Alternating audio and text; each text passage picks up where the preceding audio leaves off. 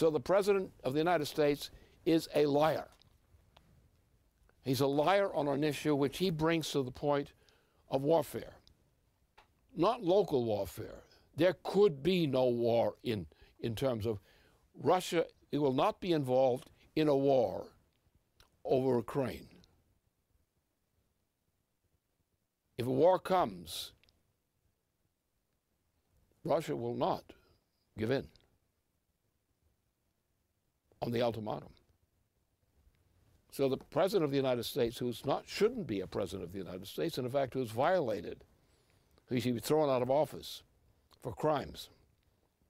It's the most impeachable president probably ever. So we've come to the point that this president has to be impeached, because if he continues his course through Monday, we're on the edge of thermonuclear war globally.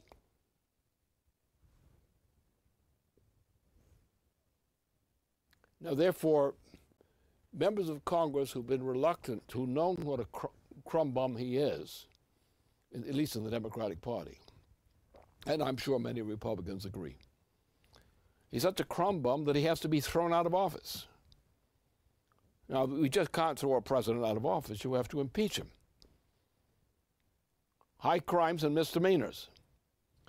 First of all, he has violated the Constitution by violating the terms of the president, the powers of the president. He has said that he is a dictator, that he can make decisions without consent of Congress. He says he's going to do it anyway. What do you do with a guy like that? You throw him out. And with the crimes that he's committed, not only should he be impeached, he should be imprisoned for a lengthy period for high crimes and misdemeanors. That many of his people, associates, who were complicit in this violation of the Constitution, are criminals and subject to treatment as criminals, to serve extended periods in prison. So we will eliminate a lot of the problems if we put people who belong in prison for their misdeeds in prison. We can thereby eliminate a lot of problems that we would otherwise have to negotiate with. And that's where we stand. So therefore, we are at a point where the point of thermonuclear war, which according to the Secretary of State and the President, is set for Monday, or action on Tuesday.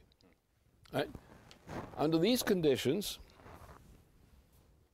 members of the Senate, Democratic Party members of the Senate, and probably Republicans will concur as well, have said in effect that the President of the United States has committed high crimes and misdemeanors. And one of the high crimes is going to war on his own recognizance, to thermonuclear war.